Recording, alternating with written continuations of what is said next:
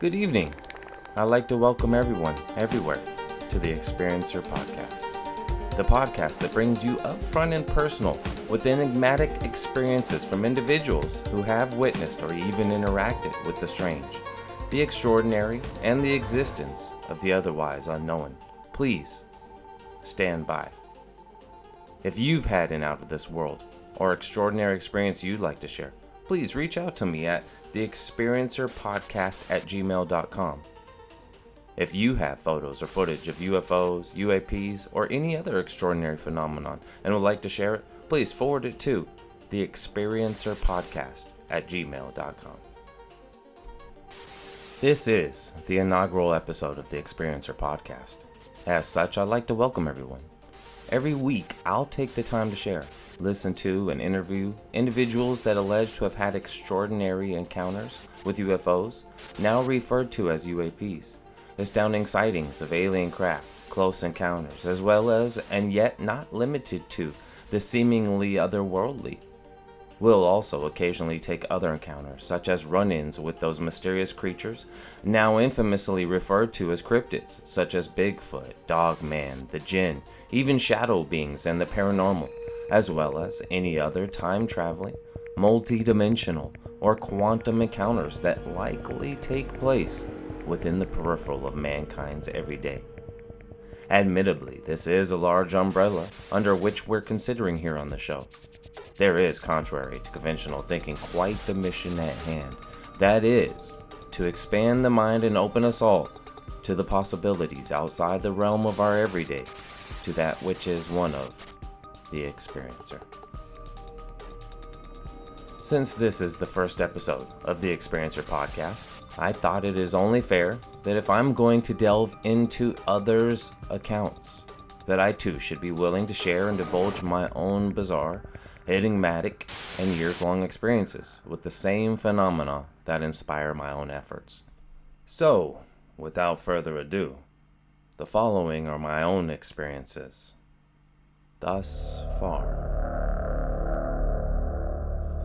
I'd like to tell you my experience in as simple and concise means as possible. I'd like to say it all started with such and such at this date, and this was the single or X amount of times that I witnessed said extraordinary event. Unfortunately, this won't be that version. Quite yet anyway, as I'm still piecing it all together myself. As for the many details of my story, I will preface it all by saying this. If I was conscious at the time of any particular detail, then I do in fact remember this strange occurrence quite vividly. Many of the details were buried deep inside my subconscious for well over a decade. That is to say, until they all bubbled up along with my dreams. The details from the dreams themselves have remained there in a sort of visceral fog that keeps certain details from me whilst giving me glimpses and clues gradually, bit by bit over time. It was around 2006, 2007 when my dreams began to occur. At least when I started to retain them, their frequency and their context. I can only assume they happened for at least a number of months before I was able to assemble them in a more complete or coherent manner. To reiterate, I was around 27 years old, still a resident of Las Vegas, Nevada with one child, about 3-4 years old, living with my lady and going to college. Just to paint the picture for you. When the first phase of dreams began. My dreams would flash back to myself at a younger age, sometime between 1990 to 93, give or take a year. That would make me around 10 to 13 years old and a youthful resident of Las Vegas, Nevada. In part, I recall this time in particular because I was old enough to mow mine in my neighbor's yard, earning $5 each every week or so, from spring till fall, finally culminating in the purchase of an Emerson boombox that cost upwards of $50 to $100. This boombox will come back into play soon enough. Per my usual bedtime rituals of finishing a normal evening of comic books, TV, and or on the phone with a girl if I was lucky, I began to wind down. I had this digital clock with red numbers I would always glance to around 10:30 p.m., sometimes as late as 11:15 or 11:45. I would then separate my blinds and peer out in an ominous and familiar gaze over the North Valley. I would consciously repeat this curious ritual every night before bed for maybe 3 to 5 years, always having an abstract feeling of expecting something. This is where, curiously, not every night, as sometimes it could be in the middle of the day, the boombox would just come on. Sometimes it was just static or a noise as if it was stuck between channels, but please believe, as a little kid, it was always quite startling, regardless. I did get to the point to where I would unplug the thing, but it would just come on anyway. This would happen again and again. At first I thought it was simply communications transmissions from a nearby base, such as Nellis Air Force.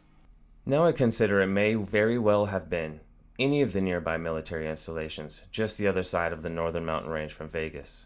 From Yucca Mountain, where nuclear storage has been deposited since at least the 1980s, to the Tonopah Test Range, Area 51, S4, you name it. There is a whole host of drone and aviation bases tucked back in the Indian Springs Creech Air Force Base range. Again, all just northwest of Vegas. When the communications did come through, while fragmented, they were often quite frantic, back and forth comm relays and replies in which I can only assume were multiple units over a variety of sectors reporting in with visual confirmation. In a semi-distorted feedback of sorts, their words would burst over my boombox, very audible and distinct. All teams, please be advised. Report any visual and other anomalies in your sector. Repeat, be on high alert. Over. This is Bravo team. We have something. It's big and bright. Whoa, it just passed over us. This is Echo Unit. That's an affirmative. We have a visual. It's here. It's above us.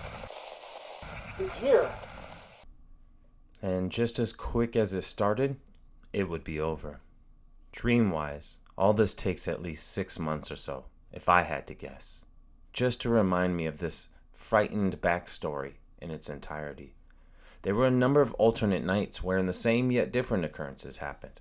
Mostly things in the setting were different, such as the radio involved or not. Maybe I was deep in comics, or again just wrapping up a late-night romantic phone call, or simply turning off the TV, with one emerging detail of consistency. Myself, at the same time, same place, peering out the blinds, to spot something bright on the horizon. You heard me all right. A fair many nights I would pivot from the digital clock with red numbers to the rather large window beside me, and through my blinds, and out my second-story view of the North Las Vegas Valley and skyline to spot what started out as a bright dot on the horizon and turned into something that would move in a straight line towards my house. At first I would get anxious at this now familiar happenstance, when just as sudden I would become drowsy, and with one last glance at the bright red numbers on the clock, I was out. So maybe a year of nostalgic dreams later, and they would pick up where I have shared so far, when it all transitioned.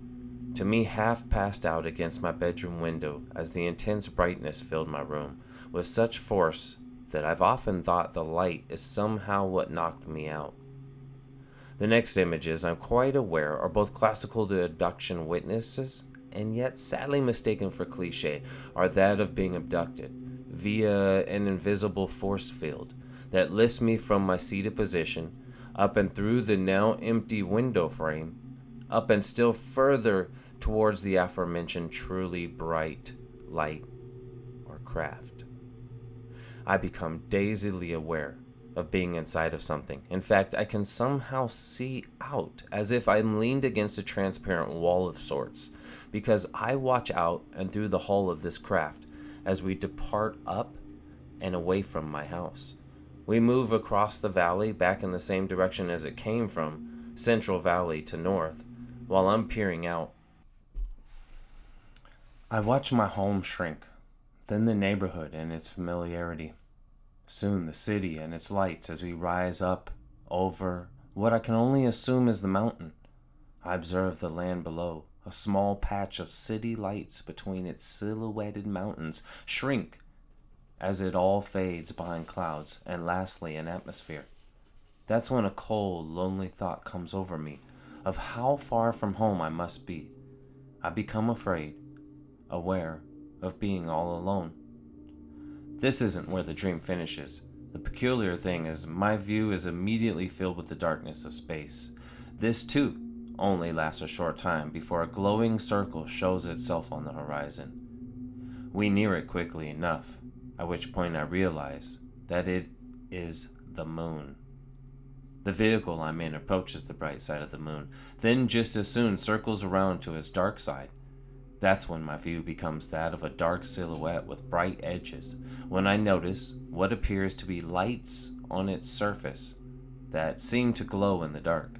The small stretch of lights expand until I can make out the details. We're approaching a small city of cylindrical, dome, and other stainless steel buildings, complete with its very own, albeit short, runway and air traffic control tower. Whatever the craft is, we don't make a conventional descent like a plane. Instead, we bank toward the runway, then come to a stop above it, and lower straight down onto the middle of the short paved landing strip. I'm quite afraid at this point, and recall having absolutely no idea what is going on, where my mom is, or how I got here. My fear mounts, and because at the same time I somehow become more aware that this is not a dream. Though it appears that I'm in a fairly decent-sized room of the craft, and there is no one around, I again become aware something or someone is watching me. That's when I notice that a door to the outside opens. I slowly step to the doorway and just as cautiously peer out. I don't see anyone anywhere, just a lone airstrip, whereon short metallic runway lights spaced approximately 25 feet apart dot the edges of the runway. On the opposite side of the paved stretch is a large outcrop of boulders that sit directly across from me and the craft just off the runway itself. I'm spooked by something that approaches from behind. I make a rather drunken feeling leap, and what I'm sure was several steps across the runway to the outcrop of boulders. In a fit of panic and with some surprise that I can breathe without assistance, and in a rather bouncy version of a run, I dive behind the rocks to hide from whatever it is that pursues me. I recall forcing myself to crane my neck and glance around the rocks, to look back towards the craft, when long fingers first appear on its doorframe from inside, then a head of foreign shape emerges. I'm absolutely taken aback and begin to reel when it spots me. The next thing I know, again in the context of feeling drunk, wherein only a couple of bouncy and faint images come to me. I'm scared to death as I'm now in the arms of this thing. It carries me facing backwards in a most embarrassing nature, back to what I can only assume was the space vehicle. That's all I can recall of the moon base before seeing everything again in reverse. We lift off the moon base and runway as the lights shrink below, then the dark side of the moon, as we encircle it back to the bright side. Then the moon itself shrinks before total darkness. I'm frozen solid with fear until I see the Earth return in my view, somewhat small at first, then larger as we approach. It's at this moment that I somehow understand I'm being returned home, and all will be normal soon. The atmosphere and clouds are again before us, then the mountains and at least a very small city, not much larger than the one on the moon, both alone in a desert, appears in front of me as we close in on it, drop over a mountain, and make the final approach over the city. It is of note that once memories return due to these dreams, something else personal and poignant returned to me. That is, I very much remember being, and I still am, an avid fan of art and illustration. I used to spend hours in class doodling, before I learned, then lost some ability of drawing in junior high. It was elementary, though, that I was all consumed by drawing one thing in particular, and that was a spaceship. A rudimentary drawing at best, still, I couldn't get it out of my head no matter how hard I tried. I specifically remember drawing this thing in a slowly evolving manner from first grade all the way through fifth grade, at least. Also of some importance is that I have been an insomniac as long as I can remember. from a very young age. If I were to pinpoint the beginning of this nightly nuisance, I would, after having this first phase of dreams, definitely label these very surreal experiences as the underlying cause or culprit. For years, I would continue to have the ominous feelings of being interrupted in my sleep or awaiting something in the night, even to this very day. Though in my later years, I learned how to turn the quiet nights and wakefulness into quite the productive time for reading, research, creative writing, editing, and the like. So that concludes the first phase. I call them phases because the single section of dreams took likely dozens, if not over 100 of attempts on behalf of my subconscious, just to stay immersed in the lucid dream long enough to get past the dozens of emotional triggers that would often startle me awake at each turn, especially as I'm a light sleeper too, and any real-world noises usually become distractions that awaken me. This whole time as well, I was in college for film production, wrapping up my associate's degree. I really attribute a great deal of these dreams being stirred due to the nature of learning filmmaking. It's very much a cathartic craft that harnesses the left and right brain activity, stimulated via the art, as well as the science involved in turning thoughts and dreams, via the craft, into visual stories and films.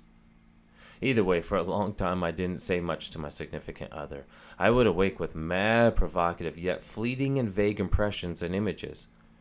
It wasn't until I was able to say a thought process aloud to myself that I would say, "Hey baby, I know this will sound wild, but peep these dreams I've been having? They remind me of dozens, if not hundreds of mysterious nights I had growing up," and so on. I definitely wanted to have a coherent thought process of obviously intertwined and rather out of this world experiences. Of course, my lady didn't exactly know what to say, but anyone would give her this. She was supportive. For that, I'll always be thankful. By now it's around 2008, 2010. I'm 28 to 30 years old. I was starting on my bachelor's at UNLV, still furthering my path of film production, and with a child number 2 on the way. To clear up any confusion, indeed, I went to college later than most. I didn't decide until 23, as my first child was being born, that it would be in the best interest of my future to go back to school, to chase some higher learning and to create better opportunities for myself. This is where my dreams graduate to something else entirely. It is interesting to note as I begin to process everything, I'm realizing the dreams each coincide with the same length of time, of about 1 to 3 years, and each set of dreams actualized approximately 10 years from the inciting incident, as if some kind of subconscious full circle of sorts. This second phase of dreams, however, are much less invasive, and are now taking place when I was around 18 to 20 years old. I had my own apartment, though sometimes I roomed with friends within that same couple of blocks. Each day I woke up around 4:20 a.m. I jumped on the eastbound Sahara bus to clock in for my 6 a.m. claims adjuster job. I would get off that and back on the 4:20 p.m. west bus to my night job. I worked evenings at a movie theater, eventually becoming a projectionist. When the second job wrapped around 11:45 p.m., I would walk home by myself through and across 4 very large blocks, past a food and retail plaza, a lakefront community, townhomes, and lastly my apartments. It was between this rather monotonous couple of years of grind that my dreams would now reveal as the setting. It's rather peculiar to be 28 to 30 years old dreaming every other night of being back when I was 18 to 20. That wasn't bizarre enough without the next facet of what I'm about to share. For the life of me, I have to admit, is during this couple of years I kicked around the same few blocks on a very nice side of town, obviously working my ass off. I have the hardest time remembering details of my waking life. I, of course, recall working both jobs and definitely hanging out with friends in the rare few minutes between. However, it's the time between all that where I have a fog in place of any solid memories. It's literally just the vague recollection of the walk home every night after my theater job, if any at all. Obviously, I was likely fatigued and a bit overworked, so no doubt that can be a factor. I nonetheless only recall half a dozen times walking home, where there should be in fact be hundreds of memories of myself walking the regular route. Indeed, this is where the second phase of dreams would play out. The dreams would pick up almost every single time at the same place, which is to say, in the evening on the way home from my second job, at the movie theater, after I passed the retail block and began in earnest to walk past the wealthy lakeside community and into the townhomes and apartments that made up the second half of my trek. In total, I would guess the jaunt home to be a little over a mile. Within this distance, my dreams would always pick up as I walked a lone path that wound between the last 2 blocks of townhomes and apartments. I would cut through the adjacent apartments, even bounding over a gated fence, likely 5.5 feet tall. It was in this precise spot that my dreams would happen, each one with curious differences. The first version of these dreams I can retain, I went over the fence, and that's when I spotted something above and behind following me. I looked to see what it was. Oddly enough, it seemed to whisk up and backwards with the breeze, then the same as I looked up to further analyze. In the next version, I had passed the fence and was just beginning to cut through the townhomes when I had a feeling of being watched. Its shadow proved on the ground in front of me, giving away its position of it following me from above. I was kind of objective. The dream was like a movie scene wherein you're aware and so willing oneself to react. In another version, it was now afternoon, as I sometimes worked daytime shifts at the theater on the weekends. I did the same thing, attempting to reach up as I went over the fence. It, of course, easily avoided capture. It's at this point that I sensed this was an actual physical object of some intelligence. Another half-dozen versions followed, wherein one I attempted further analysis, from sitting on the fence for a better view, to my personal favorite in which I feigned walking, then all of the sudden stutter steps, to my finale where, like a humanoid robot, I imitated shutdown, hoping to force the object to investigate, when I would spontaneously return to life and reach for the thing, to which it flew backwards, lost its navigation, control, or something, I don't know. Simply it bumped it with my finger, maybe. Either way, it crashed to the ground and into hundreds of little pieces that fizzled out of existence within seconds. Eerily similar to the Men in Black movie, wherein Will Smith's character knocks a space gun from an alien's hand, it crashes to the ground, that bursts into a million pieces. It's the same in this instance, and I completely recall the feeling of frustration while simultaneously completely fascinated with what just ensued. At last, through some process of elimination of these objects' likely trajectory and maneuverability, I managed to deduce my best bet was to wait until I had a day with shifting winds, as it appeared to almost float or flutter in the winds with very minimal propulsion otherwise. All that led to the last and longest dream of Phase 2, of me trekking while being watched. It was a dusty sunset, one fall day. The breeze was gentle and one-directional, then would stop completely every few minutes for just a moment or two before starting back up. As I made my way over the gate, then into the next complex, I crossed an open distance of grass and rock landscape when I felt the breeze slow, so I slowed as I neared a boulder. When the breeze stopped, I sensed the object above and behind me began to lose altitude, which is when I turned 90 degrees, leapt one leg off the boulder beside me, and into the air another 90 degrees, backwards and straight at the object. I would guess was now about 8 to 11 feet up. This time I caught it. I reminded myself to be as delicate and to not lose hold as I landed with the object in hand. I had the elated desire to want to shout out, yet instead found myself checking around for observers, seen or unseen, before I tucked the object into my shirt and made off towards home. Of course, not before I stole a quick glance at exactly what I caught, especially having the inclination that I should before something happened, like it fizzling out of existence or some other fantastic circumstance. While I don't remember what happened upon looking down, as if every time I do, it took my memories of such a sight. It's as if every time I gazed at it, be it the pulsing or bright light, when I looked away from it, I returned to consciousness.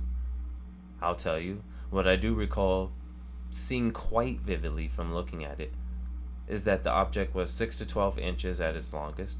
Oddly, its dimensions were both squared yet triangular, and its entire makeup was, as well as texture, appeared crystalline, and in its frame and total color value were completely transparent.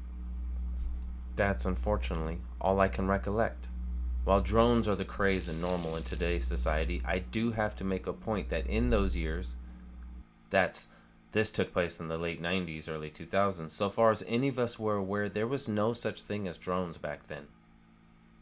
All that being said, I can definitely point to similar traits in technology.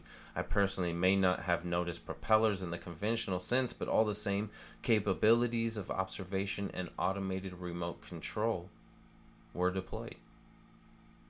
What happened after that was just as peculiar. I ventured the short distance between my apartment and quickly found refuge. I sat on the bed with no frame or box springs in an almost slow motion and finally unveiled what I had at last caught. Again, all I can gather is a pulsing glow that I fell entranced to before I finally pull away and consciously return to myself. Clearly, I needed to find it a safe space for keeping, to which end I promptly put it in my closet. On the floor, I believe. I took down some shirts and jeans still on their hangers and made a small soft pile to cradle it upon. My next memories are an attempt to relax and watch my small TV from the lone couch in my living room. I kept craning my head to glance down the hallway, half expecting something to happen. At this point, I think I pretty much made up my mind who or what owned this technology, and that they were likely to return for it. That's about when all became very still and quiet. It was around 9 or 10 p.m. and nothing was on TV, so I decided to call it a night. This must have been one of the only couple evenings a week I didn't work at the theater, and so was just exhausted on my day off. It was around this time I think I attempted to go to bed. Restless, a few minutes later, I returned to the living room, only to drift off almost immediately.